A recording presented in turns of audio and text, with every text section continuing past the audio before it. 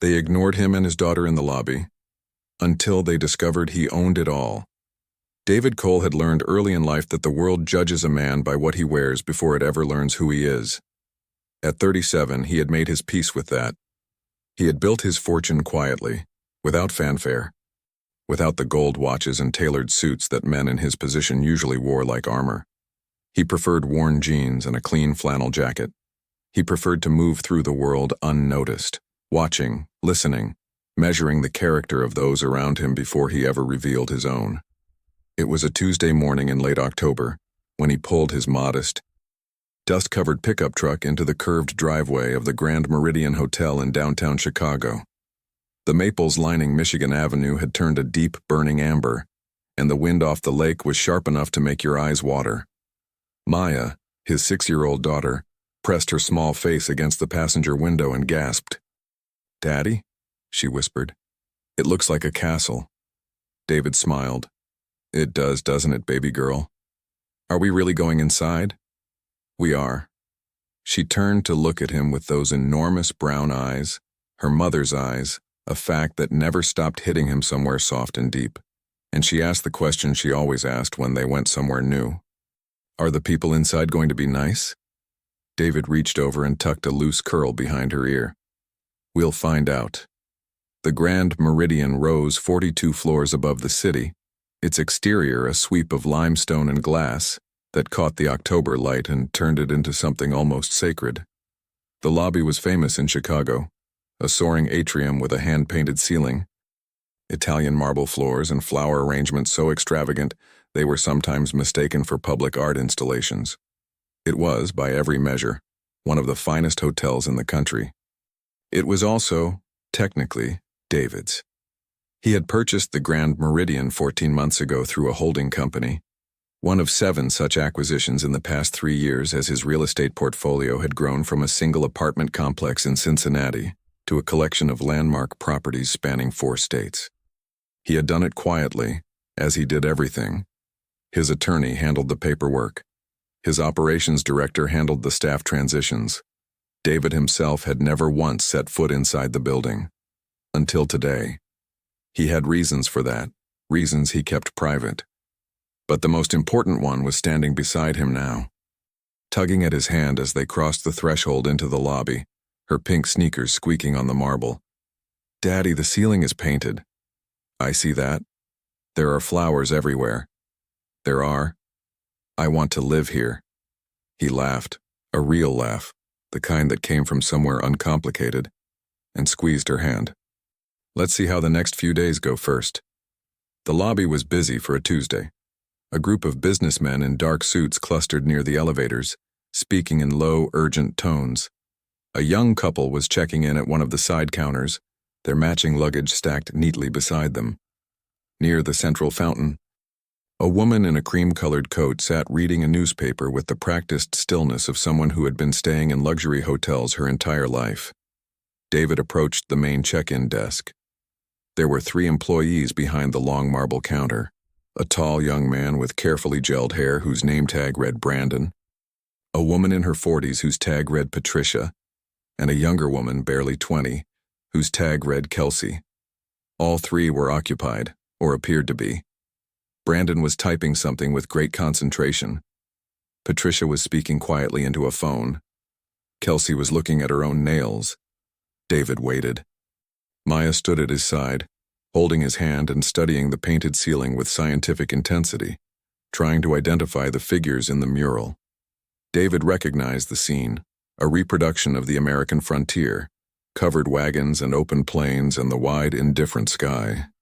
He had seen photographs of it before he bought the property. A minute passed. Then 2. Brandon glanced up from his computer, looked directly at David and returned his gaze to the screen. David said nothing. He was, in a sense, conducting an audit. He had come to the Grand Meridian for reasons that went beyond a simple inspection. He had received reports, not from his operations team, but from a source far closer to him, a former guest who happened to be an old friend, that the culture of this particular property had a problem, that certain staff members had developed a habit of sorting guests by appearance before they had even opened their mouths. He wanted to see it for himself. Kelsey sighed audibly and picked up her phone from beneath the counter, studying something on the screen with tremendous interest. "Excuse me," David said, his voice even and pleasant. Kelsey didn't look up. "One moment." David waited. Maya had stopped looking at the ceiling and was now watching the exchange with the alert, uncensored attention of a 6-year-old who had not yet learned to pretend not to notice things. "Daddy," she said, at a volume that was not quite a whisper. "Why isn't she helping us?" "She will, baby. But you already said excuse me." "I know. You're supposed to help people when they say excuse me. That's what you always say." From behind the counter, Brandon let out a short, barely suppressed laugh and quickly turned it into a cough. Kelsey finally looked up. She assessed David in a single sweep: the worn jacket, the plain jeans, the scuffed boots, the little girl in the pink sneakers and the braided pigtails. Her expression didn't change exactly. It was more like a door that had been slightly open, swinging quietly shut. "Can I help you?" she said. "I have a reservation. Cole. David Cole." Kelsey typed. She typed for what felt like much longer than necessary, then frowned at her screen. "I'm not finding anything under that name. It may be under the company. Meridian Holdings." A pause. More typing. "I see a reservation here, but..." She trailed off and looked at Patricia, who had finally ended her call. "Pat, can you come check this?" Patricia walked over, looked at the screen, and her expression shifted in a way that was almost imperceptible, a slight stiffening around the eyes. "This reservation is for the owner's suite," she said. "That's correct," David said. Patricia looked at him the way people sometimes look at a document they suspected was forged, then at Maya, then back at the screen. "I'll need to verify the reservation before we can proceed," she said. "If you'll have a seat over there, I can call someone who might be able to help." Over there was a row of chairs near the entrance, not the comfortable seating area by the fountain, where the woman in the cream coat was sitting. The chairs near the door, where the wind came in every time someone entered from outside. "Of course," David said, and turned to lead Maya toward the chairs. She walked beside him dutifully, and when they sat down, she leaned her head against his arm and said very quietly, "Daddy, what's the owner's suite?" "It's a very nice room. Are we going to stay there?" "That's the plan." "Then why do we have to wait?" He looked down at her. 6 years old and already asking the questions that took most adults a lifetime to find the courage to voice. He smoothed a hand over her braided hair and chose his words with care. "Sometimes, baby," he said, "people need to take a little extra time to see what's really in front of them." She considered this with gravity. Then she nodded, apparently satisfied, and turned her attention back to the ceiling mural she could just barely glimpse from where they sat. David settled back in the chair, crossed one ankle over his knee, and waited. He had been waiting 37 years for people to see what was really in front of them. He could wait a little longer. 30 minutes passed. The businessmen by the elevator dispersed. 2 new guests arrived and were checked in swiftly, their luggage whisked away by a bellman who didn't spare David a glance. The woman in the cream coat finished her newspaper, folded it carefully, and departed. A family with 3 noisy children arrived and was welcomed with broad smiles and immediate attention. Maya had fallen asleep against David's shoulder, her small body warm and trusting, her breathing slow and deep. He sat very still so as not to wake her. Patricia came over at the 40-minute mark, not to apologize, but to ask for identification again. David produced his driver's license. She photographed it with her phone, disappeared behind the counter, and did not return for another 10 minutes. "We're still working on verifying things on our end," she said when she returned. "It's an unusual situation." "I understand," David said. "Can I ask, what is your connection to Meridian Holdings?" He met her eyes. "I'm the owner." She looked at him the way people sometimes look at a forecast that doesn't match the weather they expected. There was doubt in her expression, and something else, not quite contempt but close to it. The particular cocktail of skepticism and dismissal that David had learned to recognize over many years. In many rooms. "I see," she said, and went back behind the counter. Maya stirred, lifted her head from his shoulder, blinked at the lobby. "Are we going to our room?" she asked. "Soon," he said. "Daddy," she said softly, in the voice she used when she was trying to understand something. "Why don't they believe you?" He looked at his daughter for a long moment. Outside, the October wind moved through the amber maples, sending a scatter of leaves spiraling past the glass doors. Inside, the lobby hummed with indifferent elegance. The tinkling of the fountain, the murmur of conversations, the distant sound of heels on marble. "That," he said quietly, "is exactly the question." And in the silence that followed, something shifted in David Cole's chest. Not anger, not resentment, but a quiet and absolute certainty about what the next few days were going to mean. Not just for him, not just for Maya, but for every person in this building who had looked at a man in worn jeans and decided, without asking a single question, that he didn't belong here. He reached into his jacket pocket and felt the small folded envelope he had been carrying for 3 weeks. The letter from his attorney. The letter he hadn't decided what to do with yet. He thought, perhaps, that he was beginning to decide. By noon, David had been waiting for 1 hour and 43 minutes. He knew this because Maya had asked him 8 times, each time with increasing philosophical curiosity rather than impatience, how much longer it would be.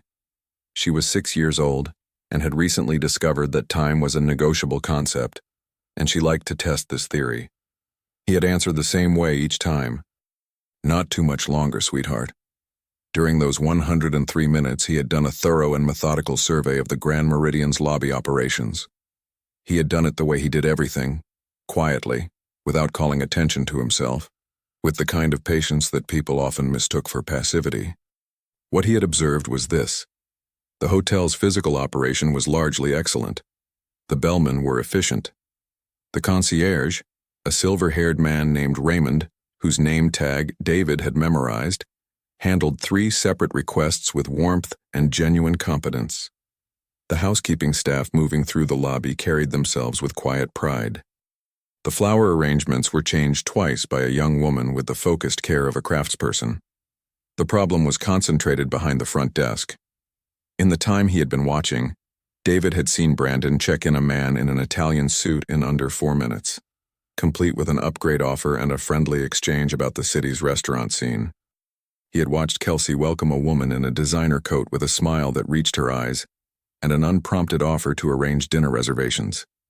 He had watched Patricia give directions to a couple who had stopped at the desk looking lost, doing it with a warm professionalism that was genuinely impressive. None of these same courtesies had been extended to David and Maya. He was not surprised. He had expected this based on what his old friend Marcus had told him 2 months ago, over coffee in a corner booth in Hyde Park. Marcus, who had stayed at the Grand Meridian on a business trip the previous spring, had described the experience with a careful, measured anger that was worse in some ways than outrage would have been.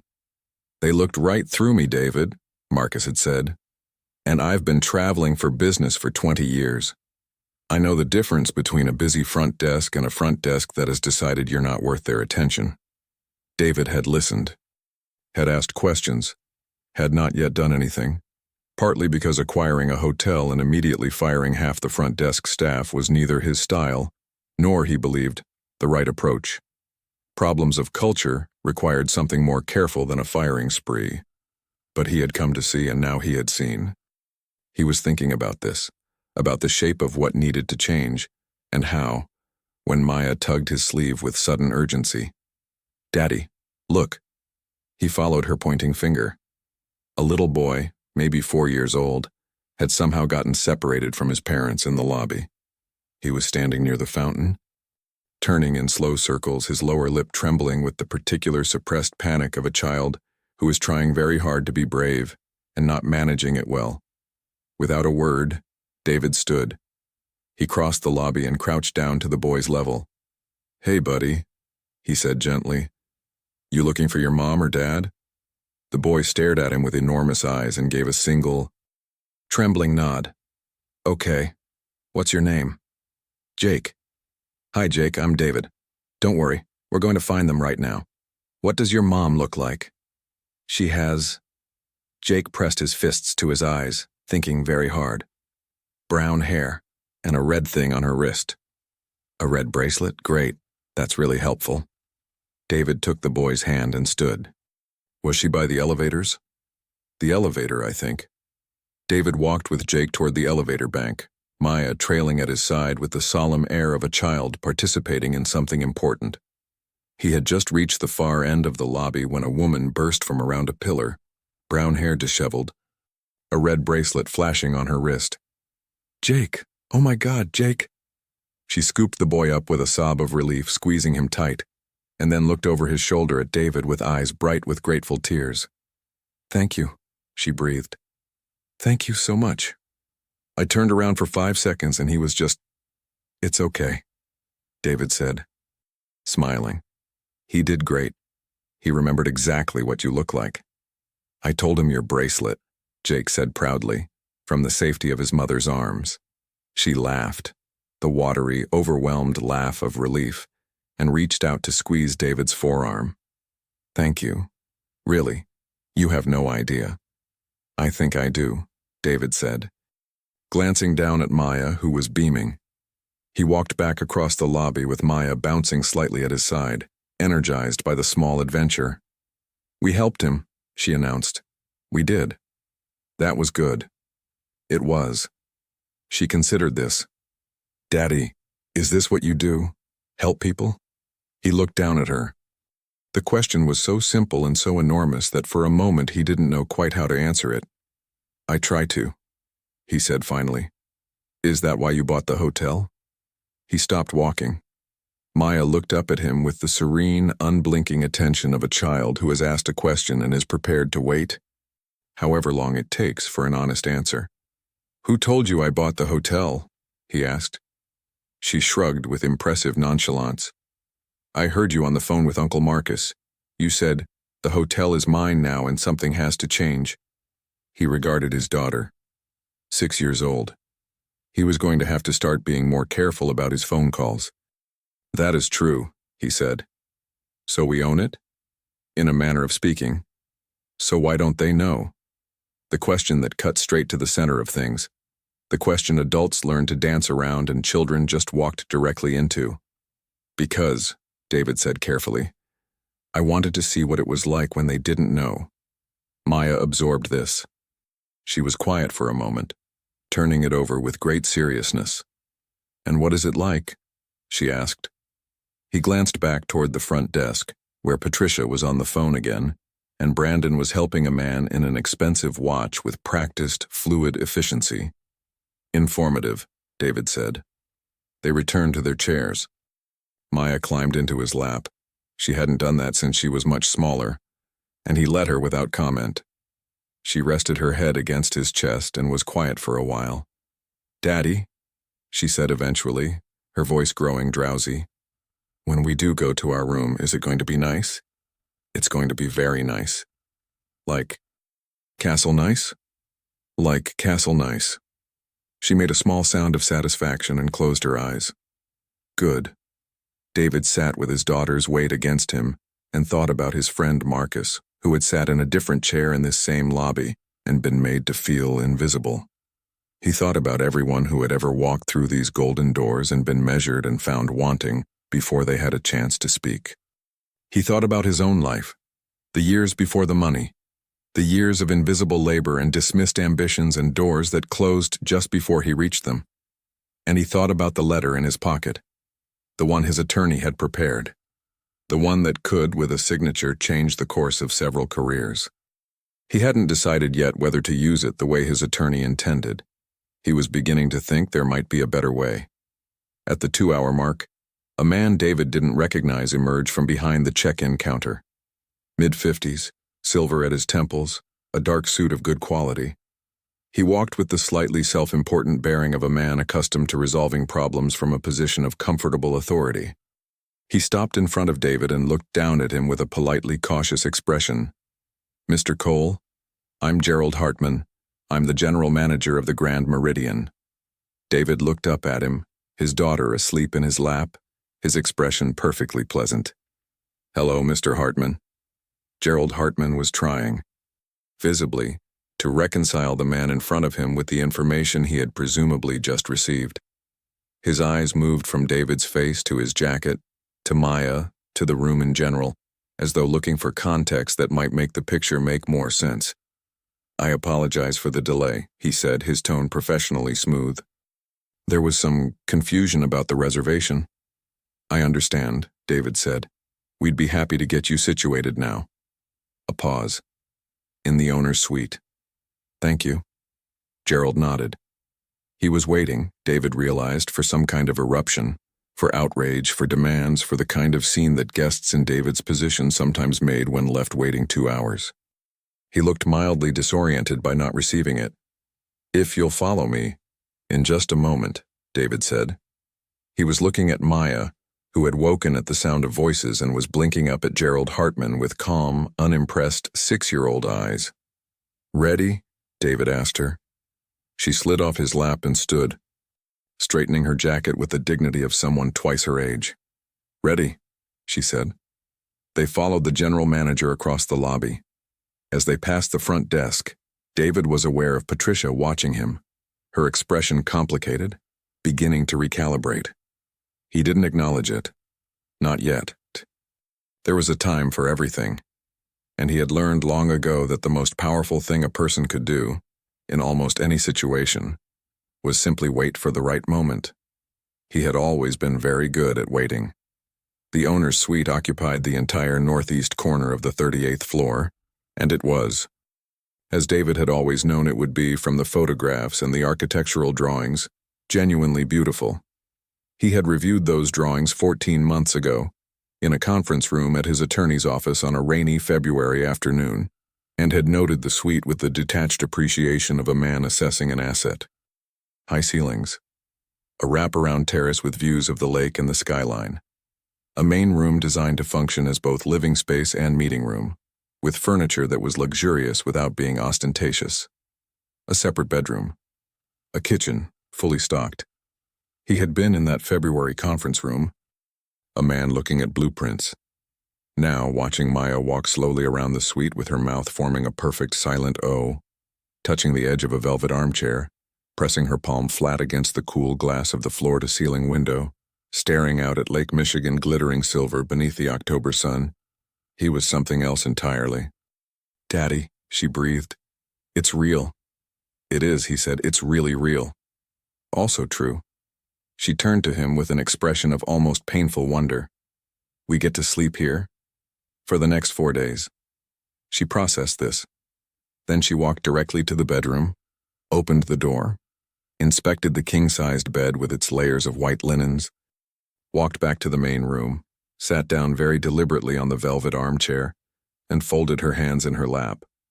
"I like it," she announced. David laughed. It was one of the things he loved most about his daughter, the way she moved through the world with a kind of considered thoroughness, examining everything carefully before arriving at her conclusions, and then arriving at them with complete confidence. She had been that way since she was old enough to walk. Her mother had been the same. He set their bags down and walked to the window. Chicago spread out below him, the lake flat and silver to the east, the skyline bristling with glass and steel to the west and south, the amber smear of the tree-lined street stretching toward the horizon.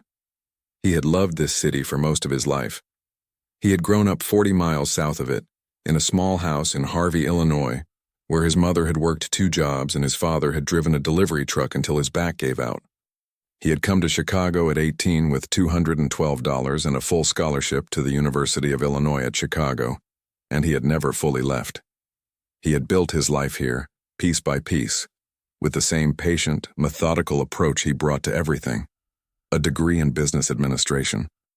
A job at a commercial real estate firm where he had learned the fundamentals by working harder and staying later than anyone else in the office. A few modest investments that compounded quietly. A partnership, dissolved amicably. A solo operation. A single apartment building in a neighborhood everyone else had written off. Bought at a number that made his accountant wince and his attorney worry. That building was now worth 12 times what he'd paid for it.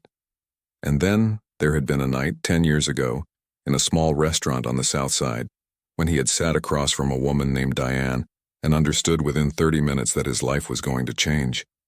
She had been brilliant, fierce and funny and curious about everything, with a laugh that could reorganize a room. She had worked in public health administration and talked about her work the way David talked about his, with the focused passion of someone who had found the thing they were meant to do. They had talked until the restaurant closed. They had gotten married 2 years later. And then, 6 years ago, on a clear June morning, she had walked out of their house to drive to a conference and never come back. The driver of the other car had run a red light. Diane was gone before the paramedics arrived. Maya had been 4 weeks old. David turned from the window. In the armchair, Maya had retrieved a small book from somewhere in her jacket pocket. She was constantly producing small books from somewhere, and was reading it with the focused, slightly performative concentration of a child who knows she is being watched. "You hungry?" he asked. "A little," she said without looking up. "I can order room service." She looked up at that. "Can I pick?" "Within reason." "What does within reason mean?" "It means you can pick. But if the first thing you say is, 'Can I have 12 desserts?' where we renegotiate." She considered this with great seriousness. "What if I say 11? "Maya." "Fine." She closed her book. "I want a grilled cheese and some apple slices." "Done." He ordered grilled cheese and apple slices for Maya, a coffee and a club sandwich for himself, and then sat in the chair across from his daughter while they waited. The suite was very quiet. 40 stories above the city, insulated by glass and design, you could almost forget the world was there. "Daddy," Maya said. "Yeah. Why did that lady downstairs look at you like that?" He looked up. "Like what?" "Like she was trying to figure out if you were telling the truth." He was quiet for a moment. He had been navigating this since Diane died, this question of how much truth to give a 6-year-old. Not whether to be honest, which was not really a question for him at all. The question of how much weight a child could carry, and how much it was right to ask her to carry. "You know what I was like when I was growing up?" he said. Maya shook her head. "I grew up with not very much money. My parents worked hard, but there was never a lot. And when I was young, I used to come into places like this." He gestured at the suite.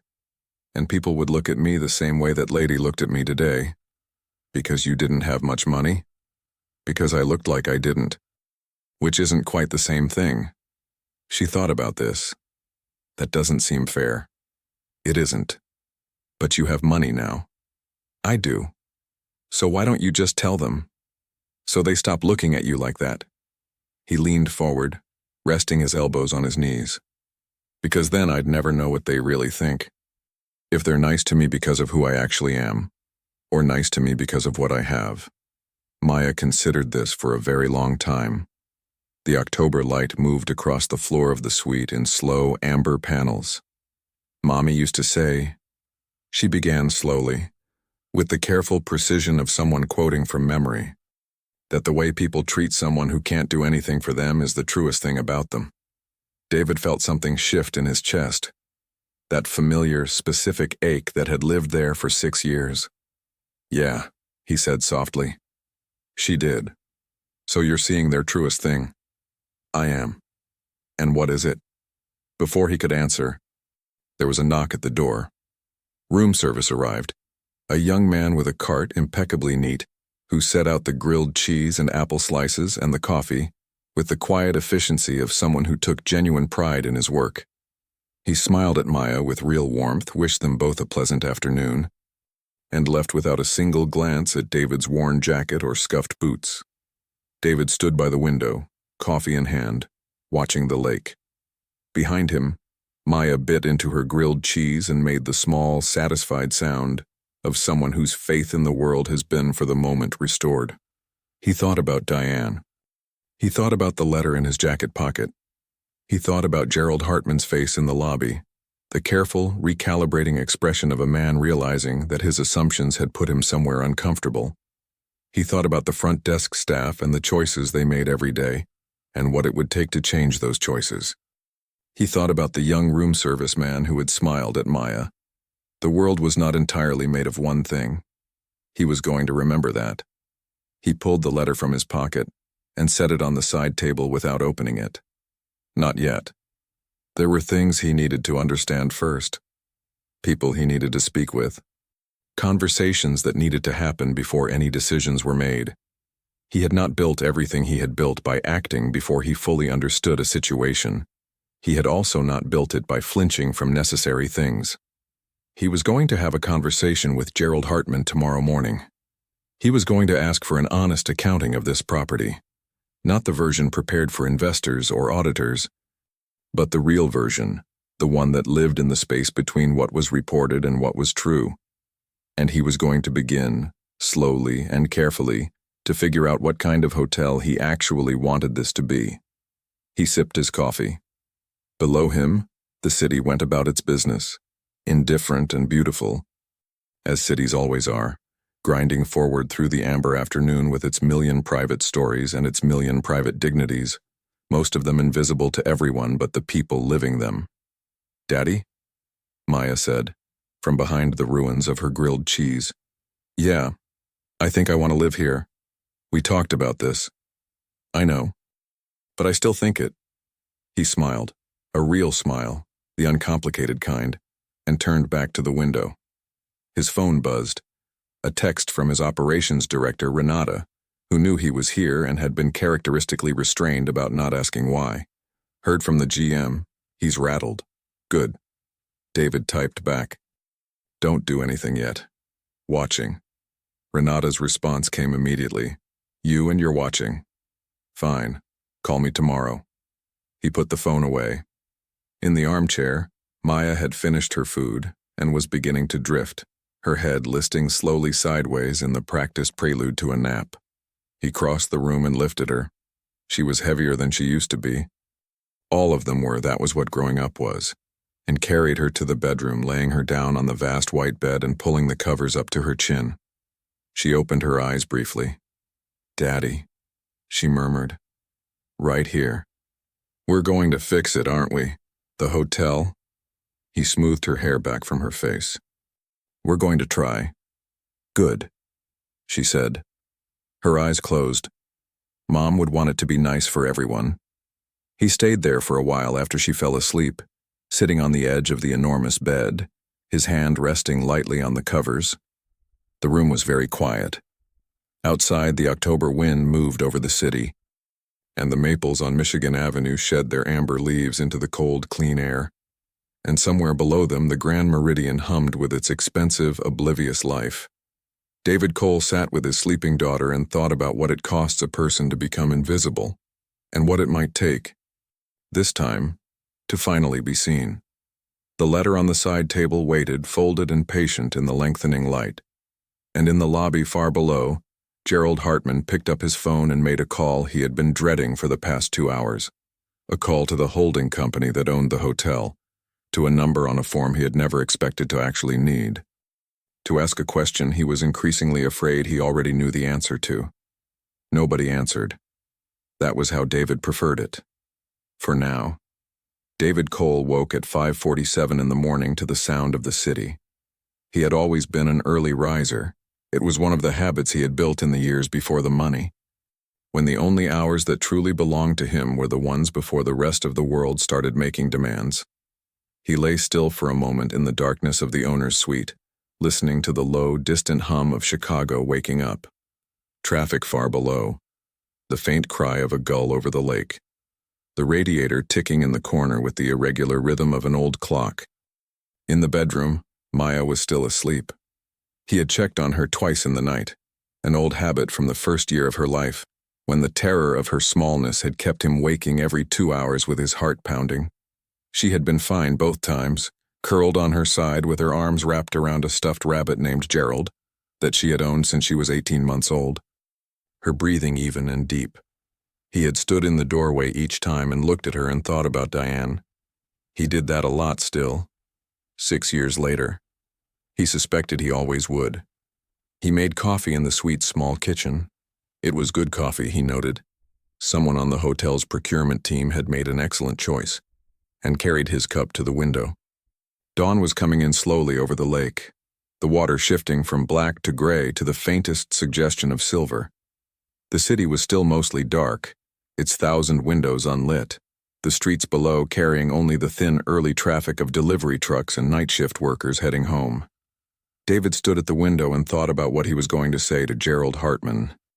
He had arranged the meeting the previous evening, through a brief and professionally civil email to the address listed on the hotel's management directory.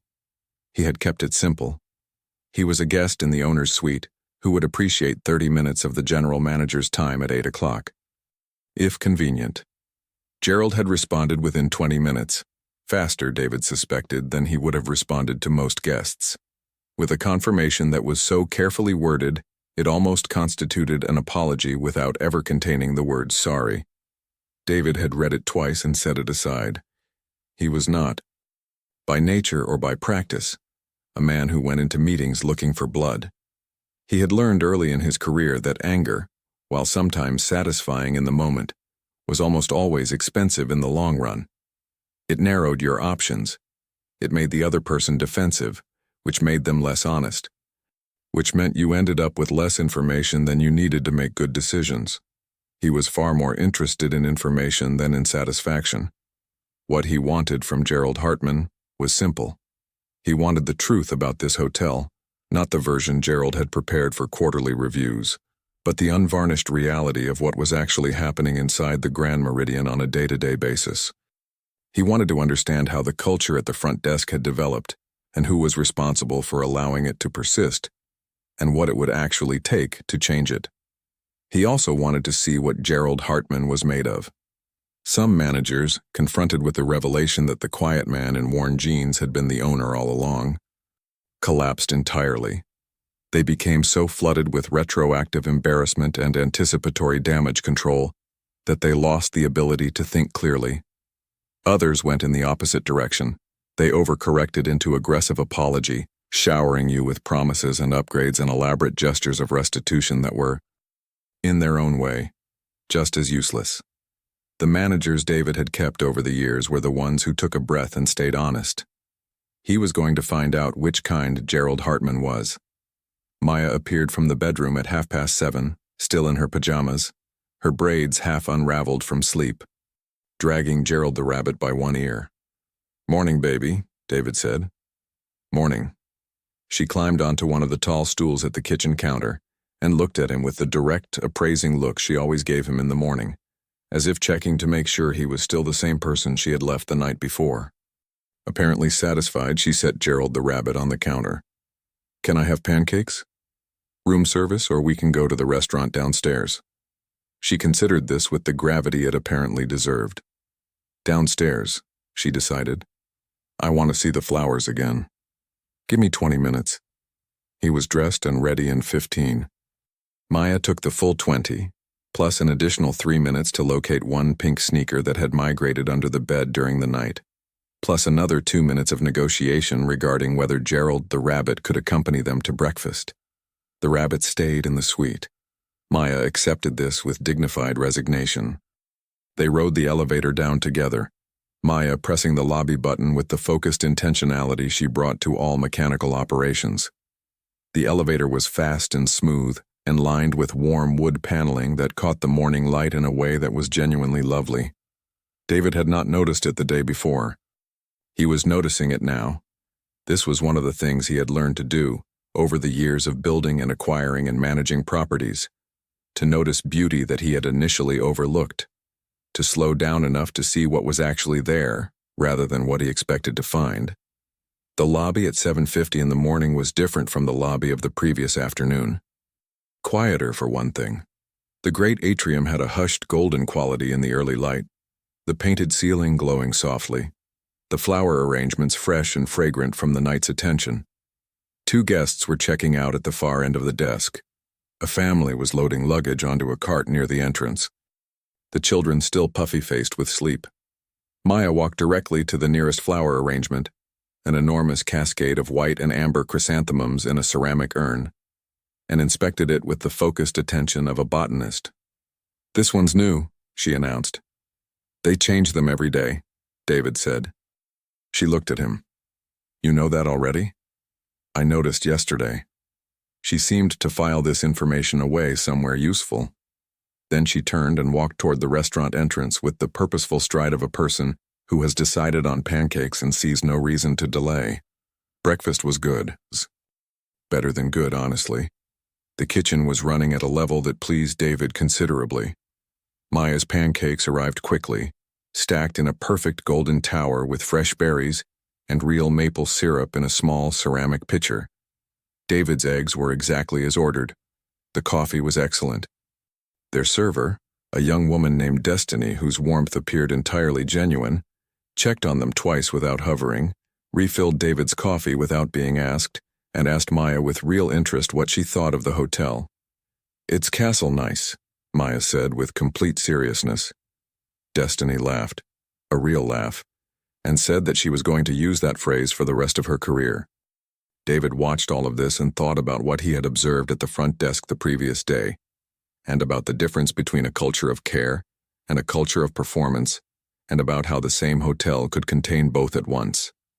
He was still thinking about it at 8 o'clock precisely, when he walked into Gerald Hartman's office on the second floor and sat down across from the general manager, who looked like a man who had not slept particularly well and was trying very hard not to let that show. "Mr. Cole," Gerald said, "thank you for agreeing to meet this morning." "Thank you for the time," David said. He looked around the office briefly. It was a good office, neat and functional, with a view of an interior courtyard and a wall of bookshelves lined with hospitality industry texts and binders. A framed photograph on the desk, a woman and 2 teenage boys, the whole family squinting cheerfully into summer sun. "Before we begin," Gerald said, "I want to say—" "Gerald." David's voice was quiet and even. "I'm going to ask you to do something that I imagine is going to feel uncomfortable. I'm going to ask you to skip the apology and talk to me honestly about this hotel." Gerald Hartman looked at him for a long moment. Something moved across his face, relief possibly mixed with a wariness that David recognized as the expression of a man who has been burned before by what appeared to be an invitation to honesty. "All right," Gerald said carefully. "What would you like to know?" "Start with what you think I already know," David said. "And then tell me what you think I don't." There was a silence. Gerald looked at his desk, then at the courtyard window, then back at David. When he finally spoke, his voice had dropped the professional gloss and taken on a different quality, something more careful and more real. "The front desk team has a problem," he said. "I've known about it for several months. The issue is, the behavior is subtle enough that it's hard to document formally. No one is overtly rude. No one is turning guests away. It's more of an ordering of attention. Who gets helped first? Who gets the upgrade offer? Who gets the warm welcome and who gets the minimum?" David nodded slowly. "And you haven't addressed it." Gerald's jaw tightened slightly. "I've had 3 conversations with the team lead, Patricia. I've documented those conversations. But without a formal complaint from a guest, my hands are somewhat—" "Your hands," David said, "are not tied. You're the general manager." Another silence. This one had a different quality. "No," Gerald said finally. "They're not.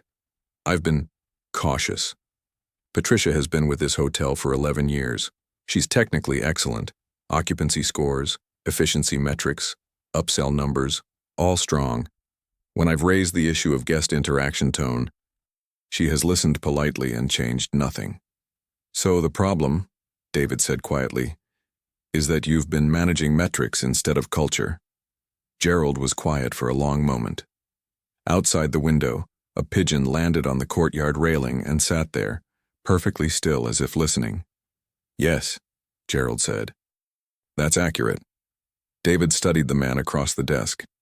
He saw in Gerald Hartman's face something he recognized from mirrors, the specific, uncomfortable look of a person confronting a thing they already knew but had been successfully avoiding. He did not particularly enjoy putting it there, but he also believed that avoidance was its own kind of damage, and that you could not fix what you refused to see clearly. "I want to ask you something," David said, "and I want you to answer honestly, not strategically." Gerald nodded. "Do you believe Patricia can change, given the right circumstances and the right consequences?" Gerald thought about this for a genuinely long time. David appreciated that he didn't answer immediately. I think, Gerald said slowly, that Patricia is a person who has never really been required to examine this particular habit. Because her numbers are good. Because no one above her pushed back hard enough. He paused. I think if she understood, fully understood, what the cost of that habit was, she might surprise us both. David was quiet, turning this over. In the courtyard below, the pigeon opened its wings and was gone. Set up a team meeting, David said finally. All front desk staff. Tomorrow morning. I'll be there. Gerald looked at him. Should I tell them who you are beforehand? David considered. No, he said. Let me do that. He stood and Gerald stood and they looked at each other across the desk. Mr. Cole, Gerald said, for what it's worth. What happened yesterday when you arrived? That shouldn't have happened, and I should have stopped it sooner than I did. David looked at the man, the genuine discomfort in his face, the squared shoulders of someone trying to stand up straight in an uncomfortable moment. No, David said. It shouldn't have, but here we are. He paused at the door. And Gerald, the breakfast this morning was excellent. Your kitchen team is doing something right. Make sure they know. He left the office and took the stairs back down to the lobby, where Maya was waiting for him on a lobby sofa with Gerald the rabbit, somehow retrieved from the suite, tucked under her arm, and a look of complete serenity on her face. How'd it go? She asked. He sat beside her. Well, I think. Did he say sorry? In his way. She considered this. Is his way good enough? David looked across the lobby, at the grand atrium with its painted ceiling and its amber light. At the front desk where Kelsey was checking in a guest with a smile that may or may not have reached her eyes. At the flower arrangements and the fountain, and the whole beautiful, complicated machinery of a place where hundreds of people worked, and thousands of people passed through every year, each of them carrying something invisible that nobody else could see. Not yet, he said, but it might be. The team meeting was set for 8 o'clock the following morning, in the staff conference room on the second floor, a plain, functional space that felt deliberately separate from the hotel's public elegance. Folding chairs, a whiteboard, a long table that had seen better days, a coffee maker in the corner that had seen considerably worse. David arrived at 7:55 before any of the front desk staff and stood near the window with a cup of the staff room coffee, noticeably less good than the restaurant's, and waited. They filed in at 8:02. Brandon first, looking mildly curious and only slightly wary. Kelsey behind him, her expression carefully neutral. 2 other front desk associates David recognized from his hours in the lobby. And finally Patricia, who entered last, walked directly to a seat at the center of the table and sat down with the composed efficiency of a person who had been to many of these meetings and found most of them manageable. Her eyes found David standing by the window. Something shifted in her face, barely perceptible but real. Gerald came in at 8:01 and stood at the head of the table. He looked, David thought, like a man who had made a decision and was committed to it. Thank you all for being here, Gerald said. I want to introduce someone. This is Mr. David Cole. He paused. Mr. Cole is the owner of the Grand Meridian. He arrived as a guest 2 days ago, and I'd like him to say a few words. The silence that followed had a particular texture. Brandon went very still. Kelsey's carefully neutral expression dissolved into something unguarded and alarmed. The 2 other associates exchanged a quick, involuntary look. Patricia sat with her hands folded on the table and looked at David with an expression he couldn't quite read. Composed on the surface, but something working underneath it.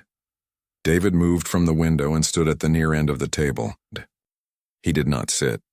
He looked at each of them in turn unhurriedly, and when he spoke, his voice was the same even quiet voice he always used. I came to this hotel 2 days ago with my daughter, he said. She's 6 years old. We arrived on a Tuesday morning and I tried to check in at the front desk. He paused. We waited for 2 hours and 20 minutes before we were taken to our room. The silence deepened. During that time, David continued, I watched this front desk team check in 11 other guests. I watched upgrades offered. dinner reservations volunteered, directions given with warmth and genuine care. He looked around the table. None of those things were offered to me or to my daughter. Brandon was looking at the table. Kelsey appeared to be breathing very carefully. "I want to be clear about something," David said. "I'm not here to embarrass anyone. I'm not here to make an example of anyone. I'm here because what happened 2 days ago is not an anomaly. It's a pattern. And patterns don't fix themselves." He let that sit for a moment. "My daughter is 6 years old," he continued. "And when we were waiting in those chairs by the door, she asked me why the people here didn't believe me when I told them who I was." He paused. I didn't have a good answer for her. I'm hoping that by the end of this conversation, I'll have one. Patricia spoke for the first time. Her voice was steady, but something in it had changed. The professional surface was still there, but underneath it, something was moving. "Mr. Cole," she said, "I owe you an apology." "Patricia," Gerald began. "No," Patricia said, and she said it with a firmness that stilled the room. She looked at David, and he saw something in her face that he had not expected. Not just discomfort, not just damage control, but something older and heavier. "I've worked in hospitality for 22 years, she said. "I have seen people treated the way I treated you more times than I can count. In other hotels by other staff. And I swore when I was young that I would never be the person who did that." She paused. Somewhere along the way I stopped being careful about keeping that promise. The room was very quiet. "Can I ask you something?" David said. She nodded. "When did you realize I was the owner?" Something moved across Patricia's face. A flicker of what might have been relief. Or grief, or both.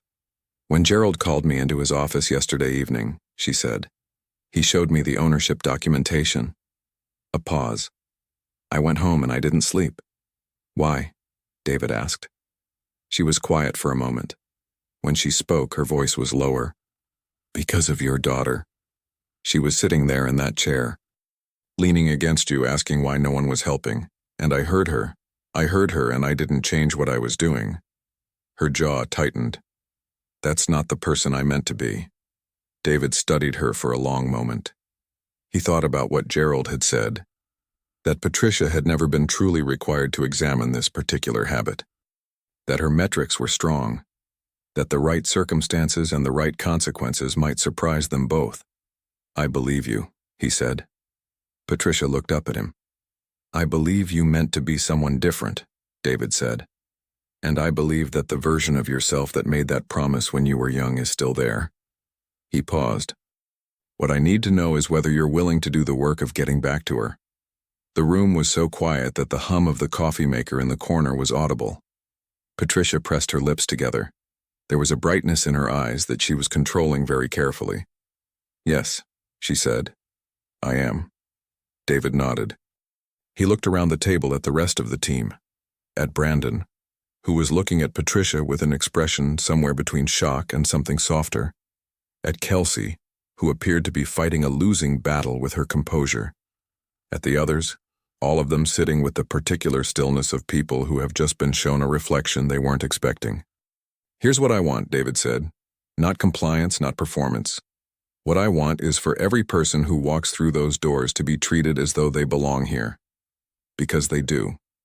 Whether they're wearing a $5,000 suit or a flannel jacket, whether they're traveling for business or checking in with a 6-year-old in pink sneakers."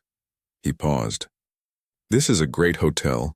I've spent 2 days watching the people in this building do their jobs with enormous care and skill. The kitchen, the concierge, the housekeeping team, the room service staff." He looked around the table. "What I saw at this desk doesn't match the rest of what this hotel is. And I think you know that." Brandon looked up.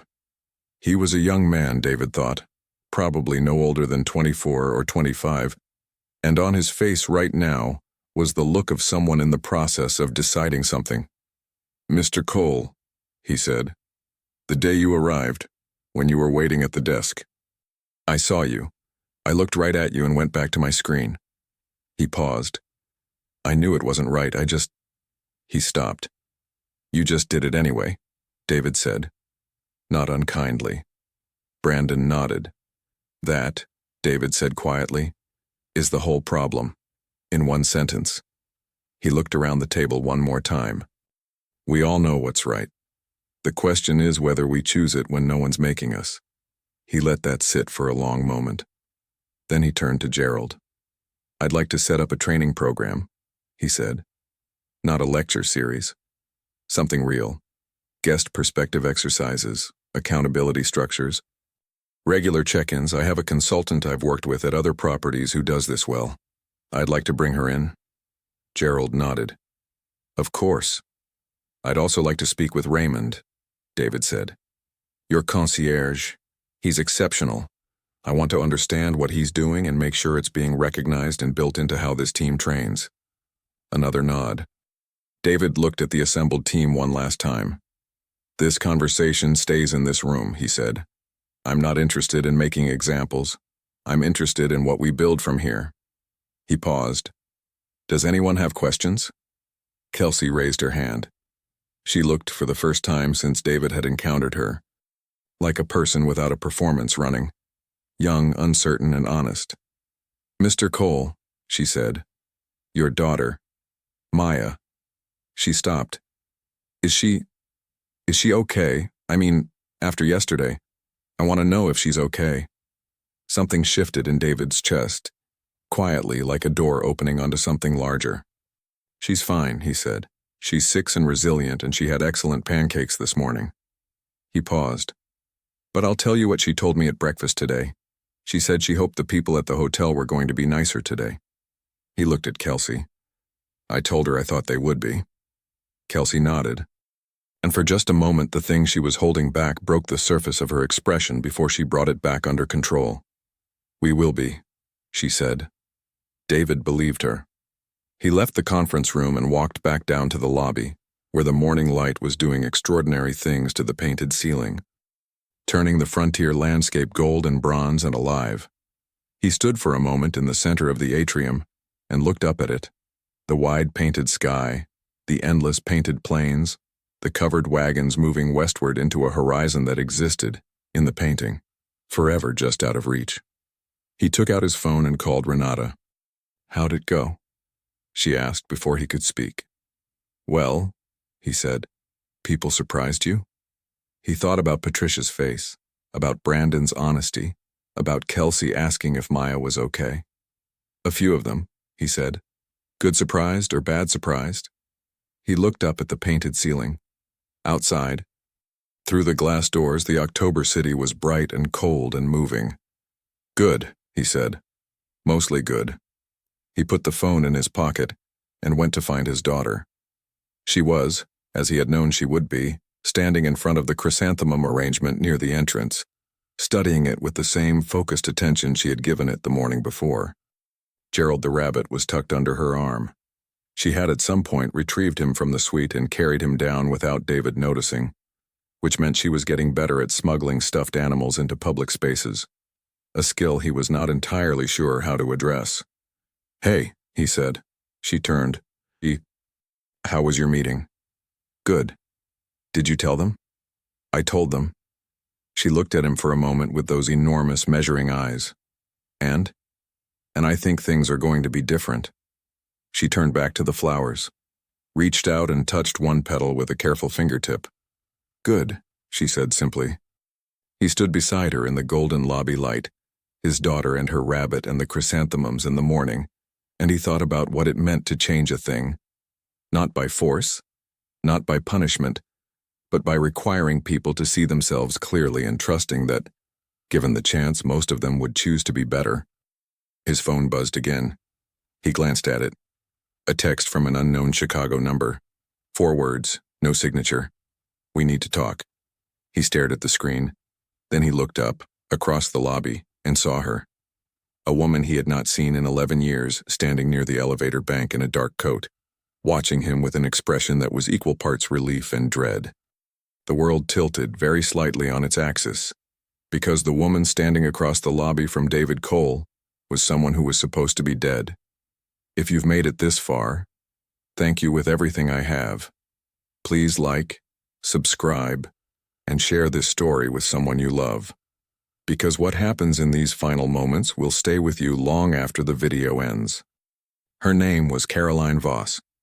She had been David's attorney for 6 years, not his current attorney, but the one before, the one who had handled his earliest acquisitions and his most careful secrets, and eventually, his greatest loss.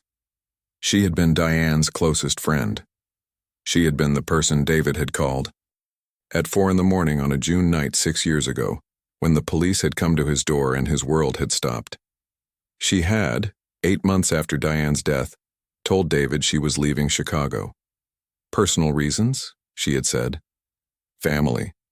She had referred his remaining cases to a colleague, said goodbye over a brief coffee, and disappeared from his life so completely that 18 months later, when he had tried to reach her for reasons unrelated to business, every avenue had come back empty. He had eventually stopped trying. He had assumed in the loose, unexamined way that people sometimes assume things that are too painful to investigate closely, that Caroline had simply needed to get away from everything that reminded her of Diane. He had understood that. He had felt the same pull many times. He had never, in 6 years, considered that there might be another reason she had vanished. He was considering it now. He crossed the lobby toward her, and as he walked he was aware of everything. Maya at his side, one hand reaching up to find his, the golden morning light, the distant fountain, the painted ceiling overhead with its wide, indifferent sky. He was aware of the letter in his jacket pocket, which he had carried for 3 weeks and still not opened. And for a reason he could not yet name, he was suddenly certain the two things were connected. Caroline did not move as he approached. She stood very still, her hands clasped in front of her, and watched him come with the expression of a person who has rehearsed a conversation 1,000 times and knows that none of the rehearsals actually prepared her. "David," she said. "Caroline." He stopped a few feet from her. "You were supposed to be dead." She blinked. What? "The last time I tried to reach you, your number was disconnected. Your firm said you were no longer with them and couldn't share information. Your sister didn't return calls." He paused. I drew a conclusion. Something crossed her face, pain and guilt, and something that looked like it had been living in her chest for a long time. "I'm sorry," she said. "I know. I'm so sorry, David. I need to explain." "Not here," he said. She looked at Maya, who was looking at her with the calm, steady attention of a child who does not yet know who this woman is but understands that she is important. "Hi," Maya said. Caroline looked at the little girl for a moment and her composure cracked, very slightly, at the edges. "Hi," she said softly. "You must be Maya." "I am," Maya agreed. "Who are you?" Caroline looked up at David, a question in her eyes. He gave a small nod. "I'm Caroline," she said. "I was a friend of your mom's." Maya looked at her with new attention, the specific, searching attention she always gave to people who had known Diane, as if looking for some residue, some reflected light. "Did you know her well?" Maya asked. "Very well," Caroline said. Her voice was careful and controlled and almost steady. "She was one of my favorite people in the world." Maya seemed to accept this. She looked at her father. "Can I go look at the ceiling?" she asked, with the diplomatic instinct of a child who understands that some conversations need to happen without her. "Right here in the lobby," David said. "Don't go anywhere else." She went, Gerald the rabbit swinging from her hand, and David turned back to Caroline. They found 2 chairs in a quiet corner of the atrium, away from the front desk, away from the entrance, tucked beside a potted olive tree that provided the reasonable illusion of privacy. Caroline sat with her hands in her lap and looked at him and seemed to be deciding where to begin. "The letter," she said finally. He went still. "You got it," she said. It was not quite a question. 3 weeks ago, from a law firm I don't recognize, in an envelope with no return address. I've been carrying it since then without opening it." He reached into his jacket.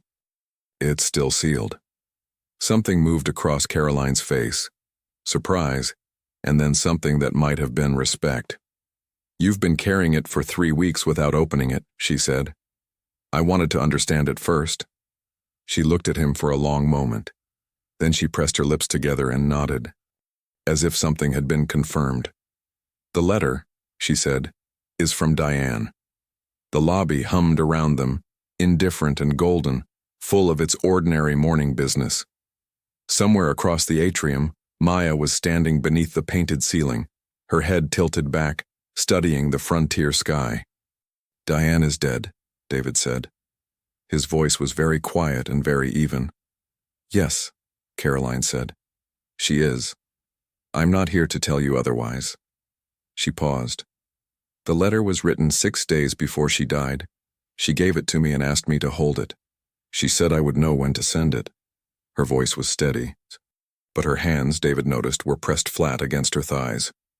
"I've been carrying it for 6 years, trying to figure out when that was." He looked at the sealed envelope in his hand. "Why now?" he said. Caroline was quiet for a moment. "Because of Maya," she said. I know this sounds strange. I've been watching, from a distance. I have a friend who knows your operations director, Renata. Not close, but enough. I've been hearing, over the years, pieces of how you were doing, how Maya was doing." She paused. "When I heard you were coming here, to this hotel with Maya, I understood what Diane meant. I finally understood when." "When?" David said. "She wanted Maya to be old enough to be there," Caroline said softly. "She wanted her to be old enough to understand, even if just a little." David sat with that for a long moment. Across the lobby, Maya had moved to a new position, standing at the edge of the fountain, trailing her fingers in the water with the dreamy, unhurried attention of a child absorbed in a private observation. He looked down at the envelope. It was small and white, and sealed with the kind of plain, adhesive closure that suggested it had been prepared quickly, without ceremony. His name was on the front in handwriting he recognized immediately, and would have recognized across any distance, in any light, after any length of time. He opened it. Inside was a single folded page. He unfolded it carefully, the way you handle something both precious and dangerous, and he read. The letter was not long. It said, "David, if you're reading this, then Caroline decided it was time, which means she saw something that told her you were ready. I trust her judgment completely. You should too. I want to tell you something I was afraid to say out loud when I had the chance because I was 29 and we had just gotten married, and I didn't want to put weight on something so new and bright. I knew when we met that you were going to spend your life fighting for people who had been made to feel invisible. I watched you do it in the small ways, the way you treated the custodian in your office building, the way you stopped to help the man whose car had broken down on the expressway even though we were late, the way you talked to Maya before she was even born when you thought I was asleep. I knew you would build something important. I want you to know I know. Past tense, present tense, future tense, all of it. I also want you to know this. Whatever you're sitting with right now, whatever room or city or complicated moment you're in, you are enough. You were always enough. Not because of what you own or what you've built, but because of who you are when no one is watching. Maya is going to be extraordinary. She already is. That is not only because of you, but you deserve more credit than you allow yourself. Love her. Trust her. Let her see you clearly. She can handle it. And David, let people see you. The real you. The man in the flannel jacket. That man is worth seeing. All my love, always. Diane David sat in the chair beside the potted olive tree in the lobby of the Grand Meridian Hotel, holding a letter that his wife had written 6 years ago and 3,000 miles from where she was buried, and he did not move for a very long time. He was not embarrassed by what was happening to his face. He was past the age of being embarrassed by that particular kind of honesty. When he finally looked up, Caroline was watching him with red-rimmed eyes and a composure that was, he could see, costing her considerably. She wrote this before she knew, he said, before the diagnosis. Yes, Caroline said. The accident was sudden. She never had the chance to update it. But she knew something was coming. She had a feeling, Caroline said carefully. She never told me what it was. She just asked me to hold the letter and promised I would know." He folded the letter along its original creases and held it in both hands for a moment. Then he stood, and Caroline stood, and they looked at each other across 6 years of silence and grief and all the complicated things that exist between people who have loved the same person. "Thank you," he said. She nodded. Her composure was holding, but barely. "I'm sorry it took me so long," she said. "I kept thinking, not yet, not yet. And then one day I realized that not yet had become 6 years. Her voice wavered slightly. She would have had opinions about that. David almost laughed. She had opinions about everything. She did, Caroline agreed. He walked across the lobby to where Maya was still standing at the fountain's edge, now apparently conducting some kind of experiment involving dropping a single leaf, retrieved from somewhere, into the water and watching where it traveled. Scientific method. The girl was 6 years old and conducting experiments in hotel lobbies. He crouched down beside her. She looked at him. She looked at his face with those enormous, perceptive eyes, and she did what she had always done.